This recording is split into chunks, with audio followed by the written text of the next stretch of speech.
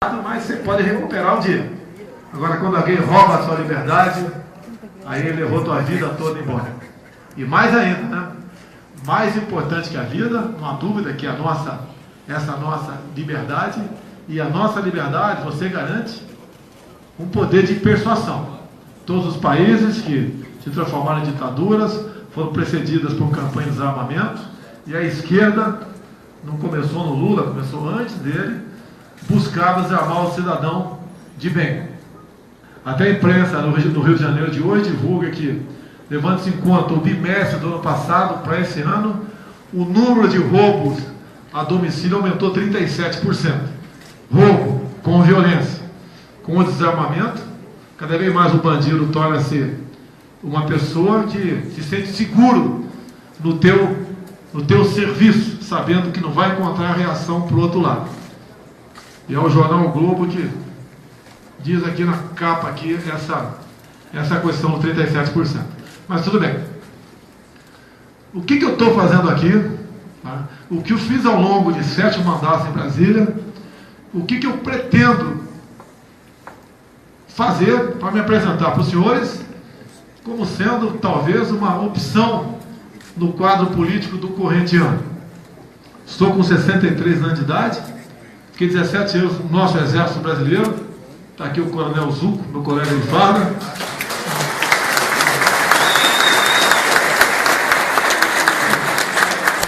Ele só está um pouquinho errado porque eu sou artilheiro, ele é de cavalaria, é isso mesmo? Com ele tudo é rápido e bem feito. Então, depois de muito tempo dentro do parlamento, quero agradecer ao Ângelo Lenzoni o convite para comparecer aqui no Rio Grande do Sul. Agradecer o presidente da associação aqui por esse momento também. Então, ao longo de 7 mandatos, depois de conhecer bastante a Câmara, o seu funcionamento, eu pensei com os meus botões, né? Por que a gente não tenta, mesmo sem ter um partido grande, como todo um partido minúsculo agora, será que tem, se não me engano, 8 segundos de tempo de televisão, praticamente não tem fundo partidário, mas como nós podemos se apresentar como uma opção diferente do que está aí? O Lula, há poucos anos, falou que era muito fácil disputar eleições no Brasil porque não tinha direita, só tinha esquerda, era entre eles. PT passa o PSDB, que retorna para o PT, que faz um gol e a luta continua. Então, tendo em vista o que vem acontecendo no Brasil, para onde nós estamos caminhando, resolvemos apresentar. E aí vem o que fazer, o que propor, o que pode ser feito. Primeiramente, quando eu falei que não entendia de economia, eu pensei que a grande mídia, né, entendesse isso como um ato de humildade. Que, afinal de contas, né, Dilma entendia, era economista, fez essa besteira que está aí. Né? Então, levei pancada até não querer mais, e graças a Deus apareceu um economista renomado, dentro e fora do Brasil, de nome Paulo Guedes, que nos encontramos, e a primeira pergunta que eu fiz para ele foi a seguinte: o que tu viu em mim? Quem sou eu? Sou um patinho horroroso nesse quadro político que está aí. A gente não tem nada ao nosso lado, né? Tem, logicamente, uma boa aceitação por parte da população brasileira. E ele falou aquilo que eu tenho falado ao longo de muito tempo. Depois dos 60, nós já estamos no lucro, concorda ou não? Nós temos a obrigação agora de trabalhar mais ainda para mudar esse Brasil, para deixar algo melhor para os nossos, mas nem filhos, né, para netos, que eu já sou vovô também. E dentro desse espírito, começamos a conversar, já tivemos vários encontros, e os problemas que eu levei para ele, vocês também levariam. Tá? E eu perguntei, tem como resolver essa questão econômica? O que tem que ser feito para o Brasil sair da crise? E ele falou que tem como. E eu tenho que confiar 100% nele. E ponto final. E assim sendo, entre as propostas que eu fiz, né, quando fala em negócios, em comércio, em investimento, há questões do grande carga tributária que nós temos, né? E é sempre aquela pergunta: tem como diminuir, não são todos, né, alguns impostos, sem que se comprometa setores da sociedade? Falou, tem. Como manter o tripé econômico, taxa de juros, preço do dólar, responsabilidade fiscal? Sim. O que poderia ser feito no tocante à reforma da Previdência? Logicamente, você vai ficar obrigado a respeitar os direitos adquiridos, ninguém quer passar o trator em cima disso. E como arrecadar mais sem aumentar impostos? Né? E Deus, dei a minha contribuição também, e passa, logicamente, para que o mercado comece a funcionar. A primeira coisa é a questão da segurança, que sem segurança não tem economia. Há 2 anos eu falo isso, apanhava da mídia, agora o pessoal entende que o ano retrasado, por exemplo, só na Barra da Tijuca, no Rio de Janeiro, 400 estabelecimentos comerciais fecharam suas portas, basicamente por questão de insegurança. Eu não saio à noite para comer pizza no Rio de Janeiro. Em consequência, algumas pizzarias foram fechadas. E assim acontece no mercado como um todo. E aquela velha ideia também. Se fala muito em primeiro emprego. Eu acho que nós temos que lançar um programa chamado Primeira Empresa. Até para aqueles que falam tanto em direitos, que nós queremos direitos, sim, mas só falam em direitos, sinto na pele o que é ser patrão no Brasil. Não é fácil ser patrão no Brasil. Continuamos em frente. O que podemos fazer para agregar valor naquilo que nós temos aqui no nosso Brasil, né? Um subsolo riquíssimo, terras agricultáveis, praias maravilhosas, pantanais matogrossense, região amazônica. Como implementar o turismo nessa área? Passa também por uma questão de segurança. A gente tem outras pessoas que chegaram a nós, e essa equipe está sendo formada por voluntários, como por exemplo, o general Augusto Heleno. Ele vai indicar o futuro ministro da Defesa, que logicamente será o oficial general do último posto. Como por exemplo, interessa para os senhores. Eu peço que levante o braço quem tiver certeza quem é o nosso ministro da Ciência e Tecnologia. Alguém tem certeza? Levanta o braço, por favor. Né? Tem muita gente até. Eu, quando fui perguntado há pouco tempo, não sabia. Confesso a vocês. Então, o ministro da Defesa, eu não quero falar o nome dele aqui, pode ser alguém que goste dele, mas ele, ministro da Ciência e Tecnologia, mas é uma pessoa que não sabe a diferença de lei da gravidade para gravidez. Então, esse cidadão pode ser bom em outro lugar, lá não. Agora, por que tem isso? Aí passa pelas tais indicações políticas, que eu tenho tratado com o Oswald Lenzoni, mais os 40 parlamentares, né? Como driblar isso? Como conseguir indicar ministros competentes para respectivas áreas, sem perder o tal do apoio do parlamento? A imprensa sempre me questiona, como é que você vai partir para a governabilidade sem dar para partidos políticos, ministérios, bancos oficiais e estatais? Então estamos trabalhando num plano nesse sentido. Pensando nessa situação, né, ciência e tecnologia, eu me aproximei do quem? Do astronauta Marcos Pontes, que é um motivo de orgulho para nós do Brasil, ter um homem com esse passado, que já esteve no espaço. E ele quer trabalhar nessa área. Daí, logicamente, caso a gente se eleja presidente, é uma pessoa que vai nos ajudar e muito na frente do Ministério da Ciência e Tecnologia, e todo mundo vai saber quem é essa pessoa. Então, a formação do Ministério, com o apoio de outros colegas que não só são indicação minha, passa por indicação dessas pessoas que estão comigo, passa por indicação por parte de vocês também, a gente pretende, quando começar uma possível campanha, para vocês saberem quem estará conosco o ano que vem, caso eu venha a ser candidato e caso me eleja. Porque os demais pré-candidatos, como é sempre feito no Brasil ao longo dos últimos 30 anos, acaba as eleições, eles vão lá para os porões do Jaburu e loteiam os ministérios, bancos oficiais e estatais. Essa é a chave, né? Essa realmente é a comprovação de que a ineficiência do Estado se fará presente, bem como a corrupção continuará graçando em nosso meio. Isso nós temos que mudar. Isso, para mudar, nós temos que ter alguém que chegue lá com isenção. Por isso eu não aceito, né, negociações com partidos que não têm um espírito igual a esse. Partido, um ou outro, que quer fazer coligações conosco, dividindo o governo, nós não podemos aceitar. Ou nós chegamos de forma independente, ou não chegamos. E outra coisa também importante, temos discutido, né? Qual seria um possível plano de governo para todos nós? O nosso plano de governo, pode ter certeza, quando eu apresentar, vai ser o pior de todos. Por que é o pior de todos? Porque os planos de governo são peças de ficção. O cara apresenta ali um plano maravilhoso para o Rio Grande do Sul. Qualquer um, ao ler aquele plano, vai ficar maravilhado. Mas pode ter certeza, acabou a eleição, bota-se no lixo aquele plano e o cara bota o teu plano na cabeça e vai tentar aí terminar o seu mandato agindo dessa forma. O nosso, quando eu falo o pior possível, eu quero dizer o quê? Será verdadeiro. Como a imprensa perguntou agora há pouco, se a gente vai anistiar a dívida do Rio Grande do Sul. Tem no Rio de Janeiro, tem no Rio Grande do Norte. Se falar em municípios, não tenho o número exato aqui hoje, mas acredito que mais da metade tem dívidas e gostaria de ser livre dela. Mas vai jogar para a União? Como a União vai pagar isso aí? Se hoje, no orçamento nosso, 93% do mesmo é comprometido com despesas obrigatórias. Não vai ser fácil a vida de qualquer um que porventura se eleja presidente no corrente ano, com isso que nós temos pela frente. A nossa dívida interna, no final do ano, deve se aproximar de 4 trilhões de reais. E daí? É a mesma coisa que aquele elemento pobre, quando casa, né, faz um crediário para pagar a festa de casamento. Não vai dar certo o casamento. Agora, nessas questões, nós temos buscado o apoio de quem entende para ter um plano razoável de economia para nós sonharmos com mudanças.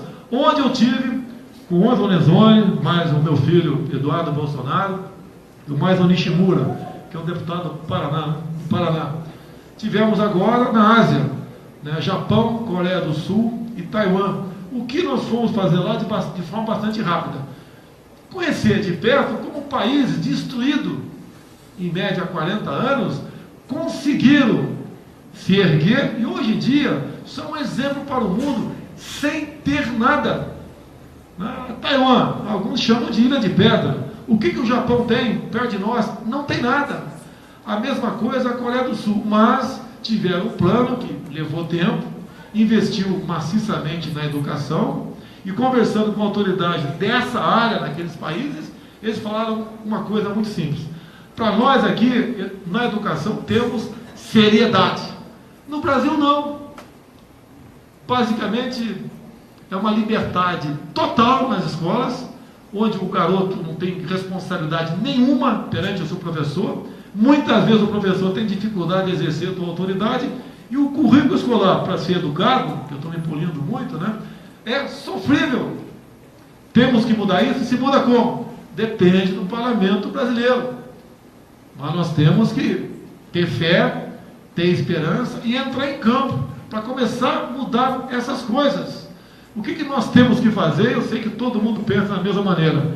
Nós temos que fazer os nossos filhos melhores do que nós. Tá? E alguns até falam, no seu caso, Bolsonaro, não é difícil. Tá? Mas tudo bem, nós temos que ter seriedade tocante a isso e buscar maneira de termos um bom ministro da educação para implementar essas políticas. Quem vai ser esse ministro? Alguém que vem do meio dos professores do Brasil. E assim são em todas as áreas. Então nós estamos buscando maneira, muitas coisas, temos propostas, tá? Para apresentar, e melhor, logicamente, e quando é possível e legal de fazer isso, é durante o período eleitoral. E daí, é aquela velha história, vamos acreditar em mim ou não? Eu sei que no Brasil tem milhares de pessoas melhores do que eu. Entre os pré-candidatos eu tenho certeza que não tem. São todos muito parecidos. Eu acho que eu não estou mentindo aqui não, né? Não. Olhar, te perguntar para esse pessoal aí, o que você acha de ideologia de gênero? Ou não fala nada ou fica quieto. Né? É para crianças de 6 aninhos de idade. O que tu acha da questão do estatuto de desarmamento? É um Estado que desarma um cidadão de bem e deixa o marginal armado, é um Estado, no mínimo, irresponsável. Temos que equilibrar esse jogo. O de hoje aqui, né, que está aqui por coincidência, roubos da residência cresceram 37%. Eu não durmo na minha casa se não tiver uma arma ao alcance da minha mão. Fico em pé, fico de plantão da hora.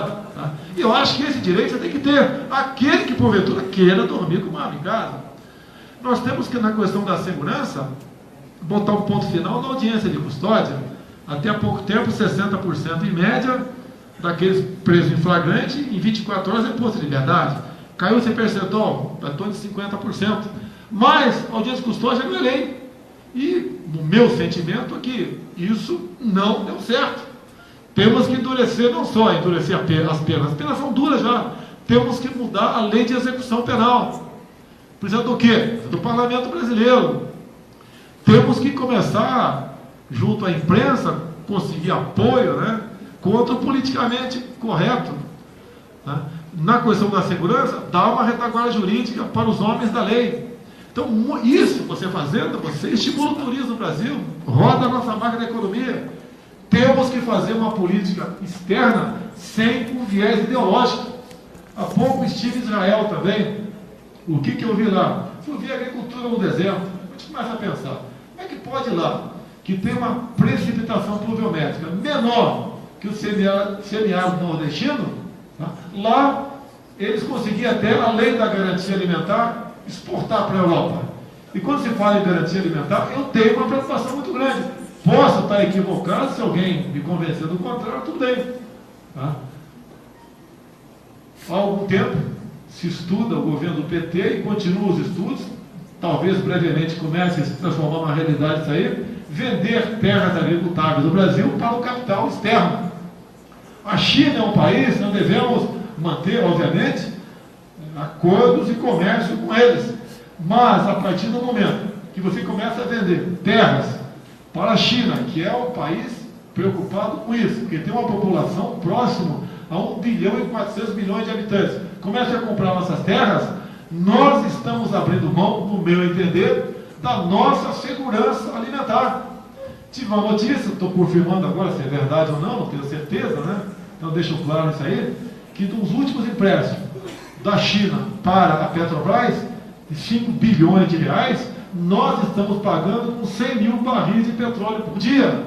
Eu acredito que essa não é uma política, não digo nacionalista, mas uma política patriótica, de se pensar em seu país. Não podemos levar o nosso comércio para essa área. Quando se fala em privatizações, temos em torno de 150 estatais no Brasil. Eu acho que a gente pode, num mandato de 4 anos, né, privatizar ou extinguir metade disso. Obviamente, com modelos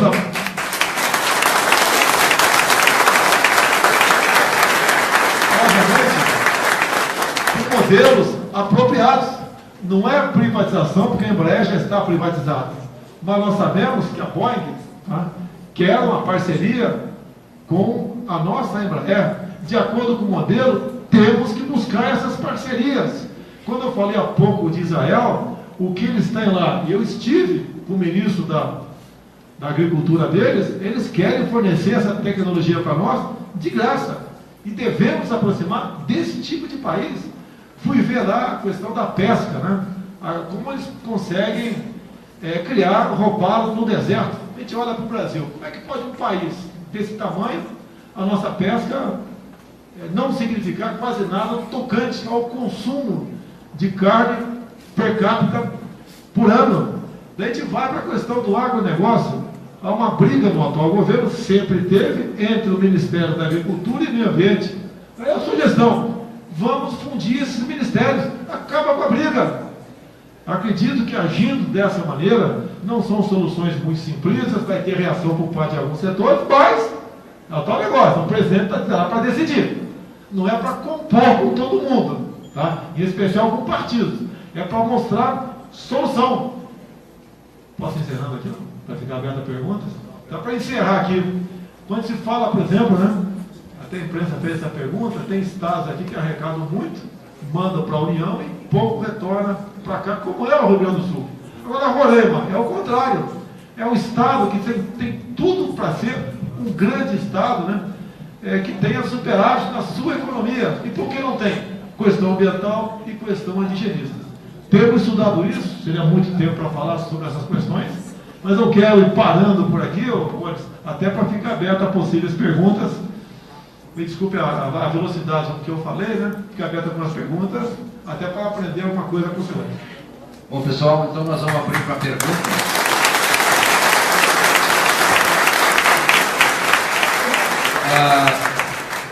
Primeiro levantar a mão ali, ó, por favor. Quer acertar um pouco? Microfone. Não, está bom aqui. Eu sou insentável. Ali, ó. Ali. Lembra do quartinho? Eu não posso brincar mais, que tudo acaba em processo, mas eu acho que essa brincadeira não tem problema não. E está em casa. Boa tarde, boa noite, Bolsonaro. Primeiramente, é um prazer recebê-los aqui, recebê-lo na nossa cidade. O senhor falou uma questão muito importante agora aí, na questão de pouco tempo de televisão. Como o senhor vai se comunicar com a grande massa? Porque eu acho que é um ponto fundamental isso, e como nós aqui podemos exercer a nossa cidadania de chegar na grande massa. Bem, basicamente, a grande mídia que nós temos é essa daqui.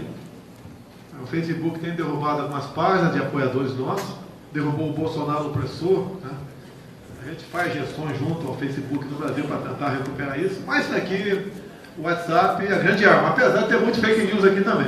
E tenho dito que a imprensa vai bater tanto na gente, que vai acabar nos promovendo, como tem feito ao longo dos últimos anos. Não é de agora que apanho, não. Apanho desde antes do Trump ser candidato, que apanhava também, eu venho apanhando. Mas os grandes rótulos de homofóbico, fascista, racista, xenófobo, misógino, descobriram que eu não gosto de mulher também, né? Até eu respondi outro dia, se não gostasse de mulher, teria casado com um homem, pô. Ok? Então essas expressões, a nossa arma é essa daqui, e quem acredita na gente, vamos aqui servir de antídoto, né, para esses fake news aí. Obrigado aí.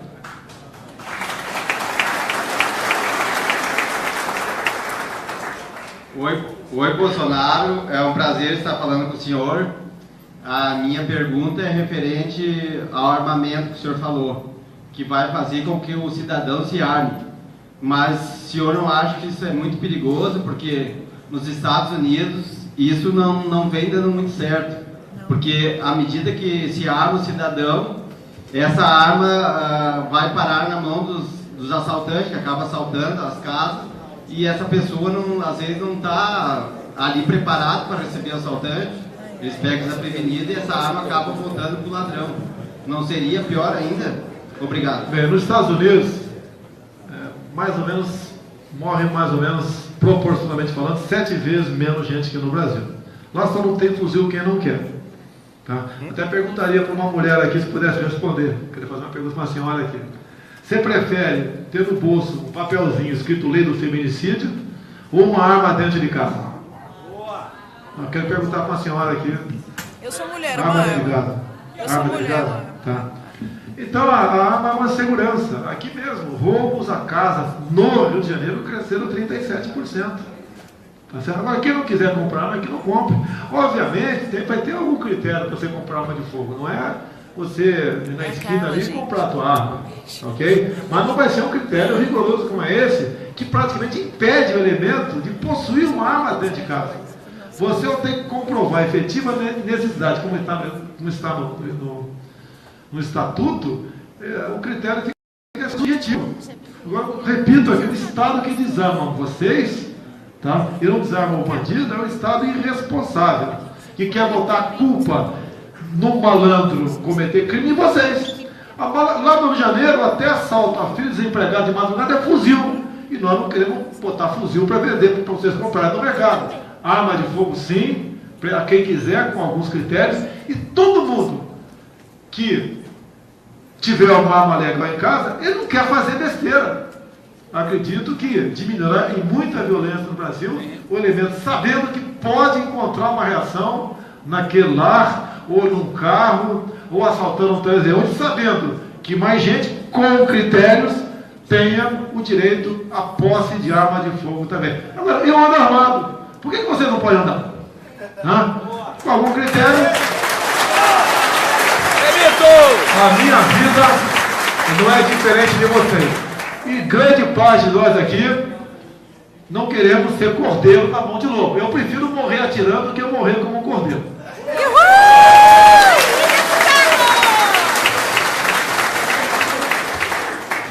Mas tipo um gaúcho pega mal falar de desarmamento, porra.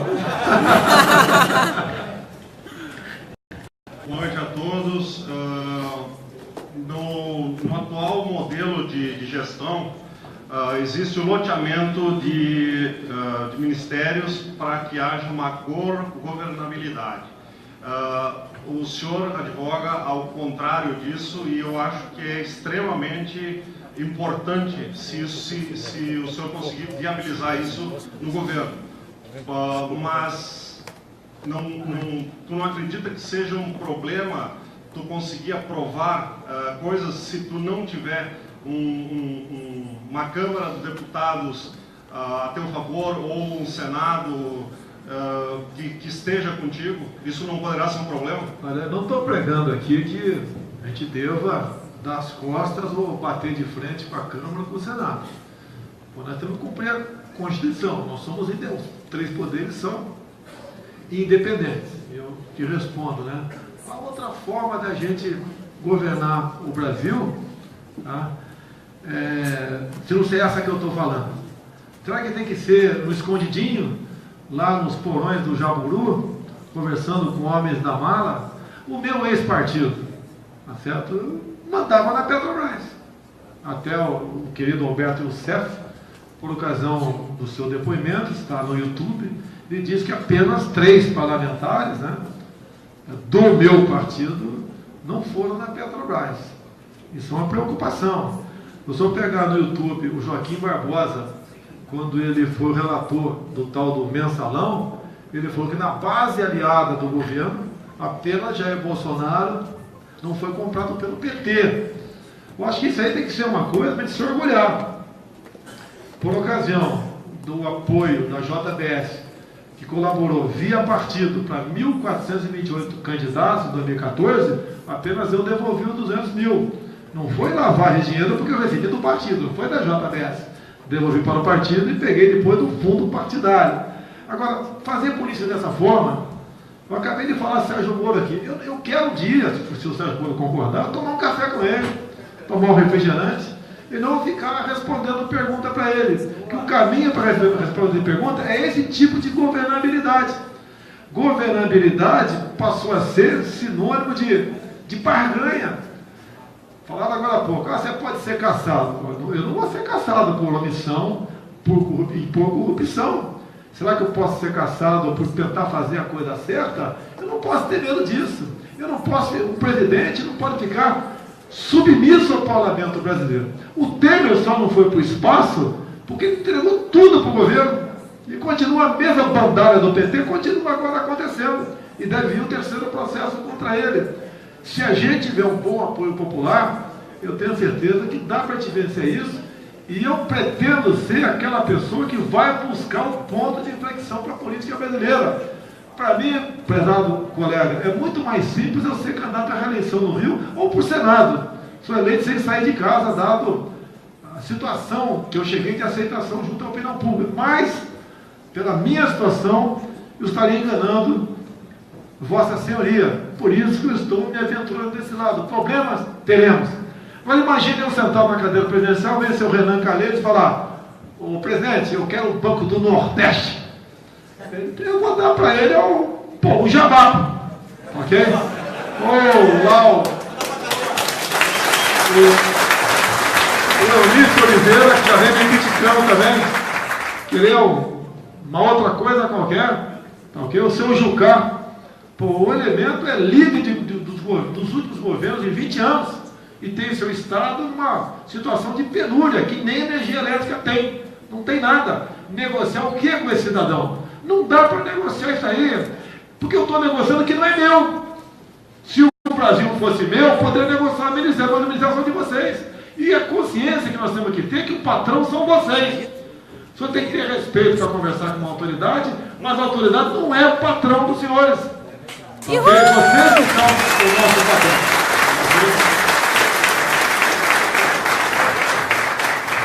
E obviamente, né? É a minha proposta. Pode ter certeza, o capitão velho aqui não vai mudar, mas não vai mesmo. Ok? E estou fazendo a coisa certa e tenho consciência que estamos no caminho certo. Bolsonaro? Sim. Boa tarde, capitão. Na verdade, duas questões rápidas para o senhor. A primeira, a gente pode tirar uma foto aí na frente do senhor depois. Eu não tiro foto com careca. Boa, boa. A segunda... O olho está mais ou menos assim já também, né? Vai fazer o implante, mãe, para ficar na minha aqui. Então, a segunda questão é uma coisa bem rápida. Primeiramente, meu nome é Roberto. Eu sou supervisor de segurança privada, sou vigilante há 15 anos. Estou barbudo porque eu estou de férias, tá? Colégio da segurança. Estou alterado. Eu tenho 37 anos e eu voto já há 20 anos. Sou eleitor desde os 16 e sou um dos responsáveis pela porcaria que está até hoje, porque eu sempre votei nulo ou branco, sem dar a mínima importância para a eleição. Desde que conheci o seu trabalho, desde que tenho lhe acompanhado, eu tenho uma página que administra São Leopoldo RS Bolsonaro 2018 no Facebook, já derrubaram 4 vezes, a gente está botando no ar de novo, só tem 100 curtidas, mas a gente está batalhando lá. Então o que eu quero dizer é o seguinte, não sei se tem mais alguém de São Leopoldo aqui, demonstrar para o senhor a confiança do nosso povo, que nós temos no senhor, particularmente falando, 20 anos depois de sendo eleitor, é a primeira vez que eu vejo um candidato, alguém que realmente me representa, faz eu quero olhar para a bandeira do meu país novamente, como eu fazia quando era criança, antes de entrar na sala de aula, quando tocava o hino nacional. Hoje eu não vejo mais isso, eu tenho que ensinar meus filhos em casa sobre isso, porque as escolas não ensinam. Então, depois de tanto tempo, o senhor finalmente resgatou o nosso patriotismo, a esperança que a gente pode ter num país melhor, longe da corrupção, livre da corrupção, a começar com 2019, para o senhor finalmente tomar posse lá em janeiro, e se Deus, Nosso Senhor quiser. Eu gostaria de pedir para casa, se não for muito abuso da bancada, 5 segundos de uma breve continência para o capitão, senhores. Por favor.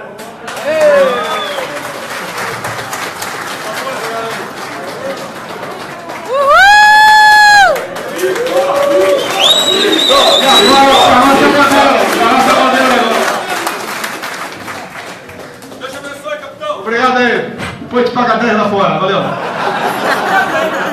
Só um minutinho, mais uma pergunta. Próxima pergunta aí, Giovana. Fala para não votar branco nem Lula. Aqui no fundo, deputado Jaime Larandi. Deputado, aqui ó.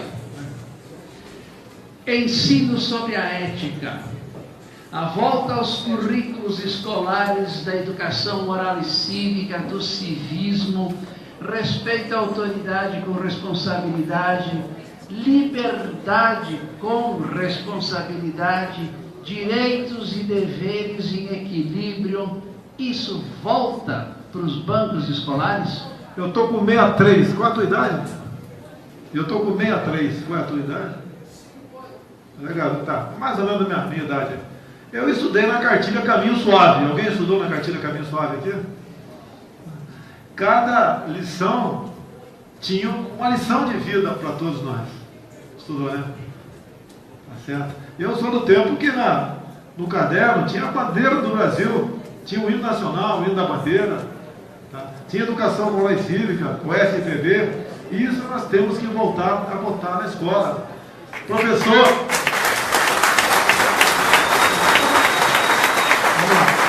vamos para uma realidade aqui. Aqui nós temos o Colégio Militar de Porto Alegre. Nós temos acho que 13 colégios militares no Brasil. Temos as escolas das polícias militares, do Corpo de Bombeiros Militares. E temos também, basicamente no estado do Amazonas e Goiás, as escolas militarizadas pelas polícias militares. São a que tem as melhores notas em qualquer prova, que percentualmente tem a maior quantidade de aprovados para universidades. Por que isso? Porque lá tem aqui disciplina. O que nós pretendemos fazer, aí tem que buscar convênio com o Estado, tá? Com municípios também, dá para chegar nesse ponto, e começar a botar algumas dessas escolas. Você não pode botar em todas, nem nós queremos, mas talvez em grande parte dos municípios dá para botar isso daí. E só botando isso aí, a nota dessa garotada subindo, como acontece no Colégio Militar, aconteceu no Colégio Militar de Pelém, que há 2 anos foi inaugurado, a nota dos demais alunos cresceu em outras escolas, porque os pais começaram a exigir que o garoto estude para passar para o Colégio Militar. Sem hierarquia e disciplina, não tem como a gente falar que a garotada vai aprender algo que realmente interessa na sala de aula, que pese, né? Parte dos professores conseguia fazer isso, mas a grande parte não. Como é que isso foi esculhambado ao longo do tempo? Aquela velha história de eleição para garotinho votar quem vai ser diretor em sala de aula, acabar com a figura da reprovação. Em São Paulo, até há pouco tempo, o que existia lá? A escola que aprovasse aproximadamente 95% dos alunos, os professores acabavam tendo 14º salário. Então, Então tinha professores, nem todos, que acabavam corrigindo provas da turma toda, 40 alunos, em poucos minutos, porque eu não queria perder o 14º salário. E nós sabemos onde isso chegou. Tá?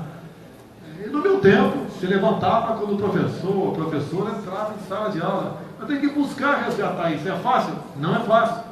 Temos que ter um ministro da Educação, eu não tenho a menor ideia quem seja, estamos aguardando aqui o Onyx, né?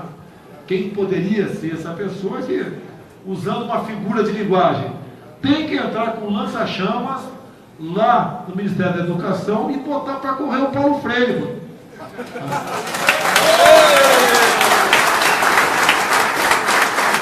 Você pode ver, os senhores podem ver, nas provas do tal do PISA, que é aquele programa internacional de avaliação de estudantes, são aproximadamente 70 países, nós estamos nos últimos lugares em matemática, em ciência e linguagem.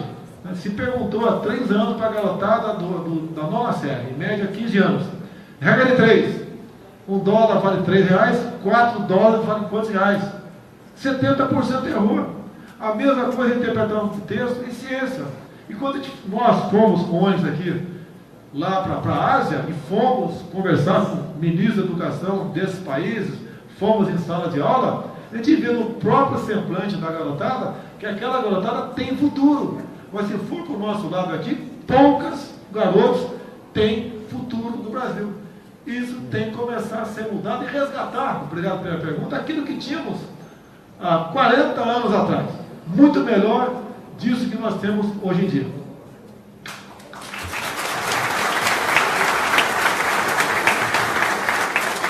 Mais alguma pergunta?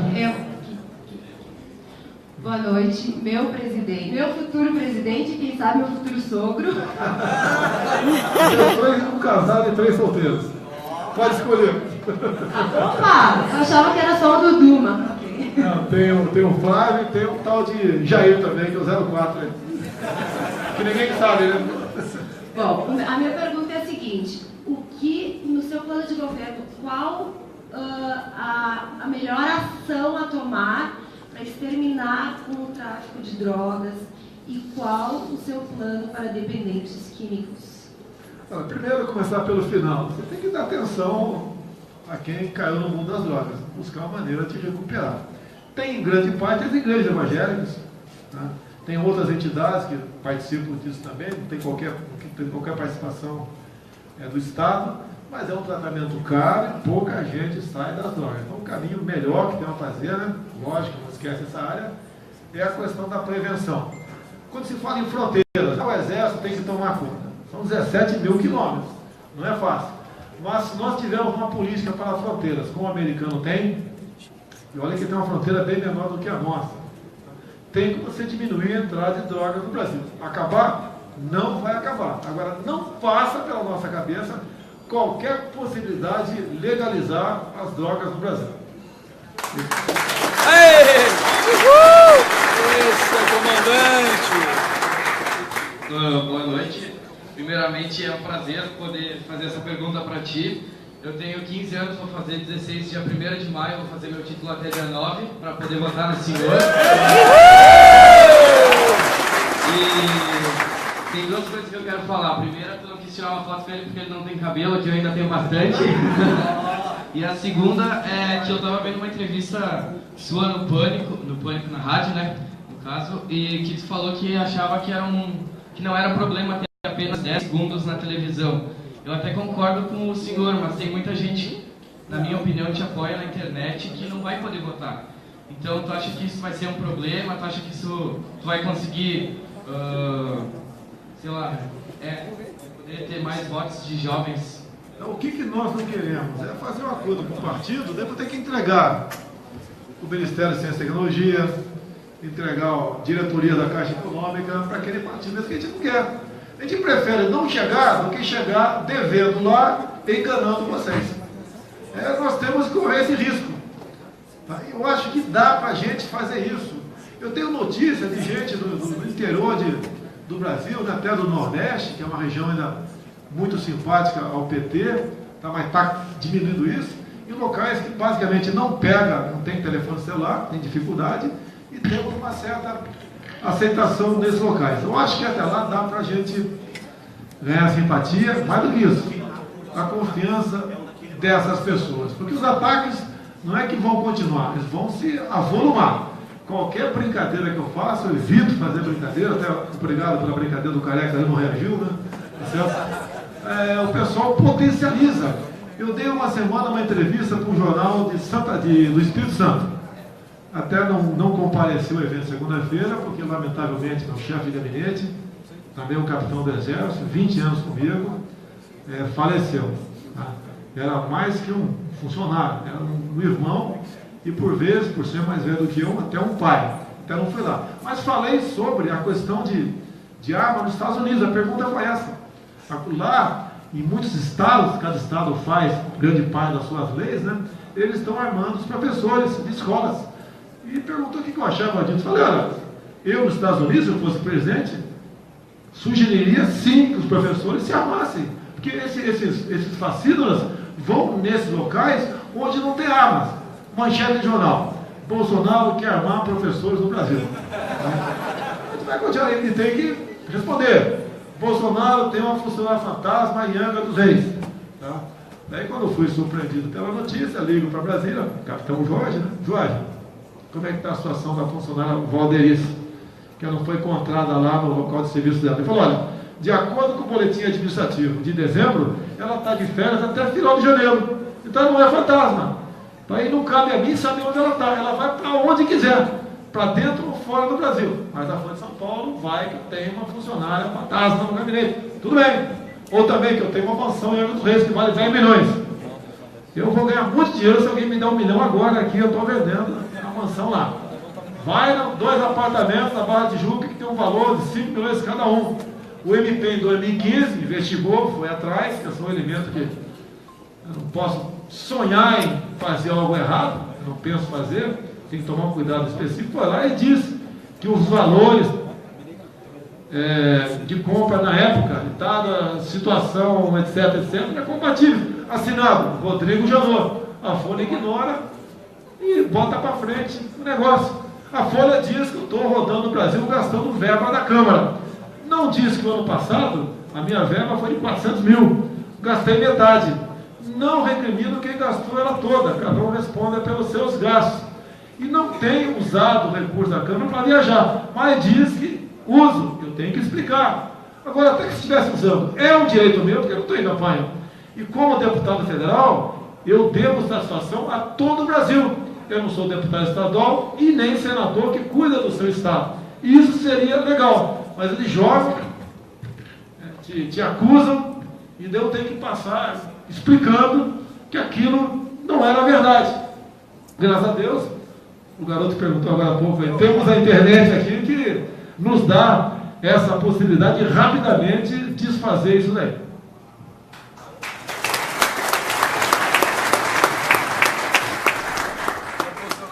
Vamos tirar uma fotinho?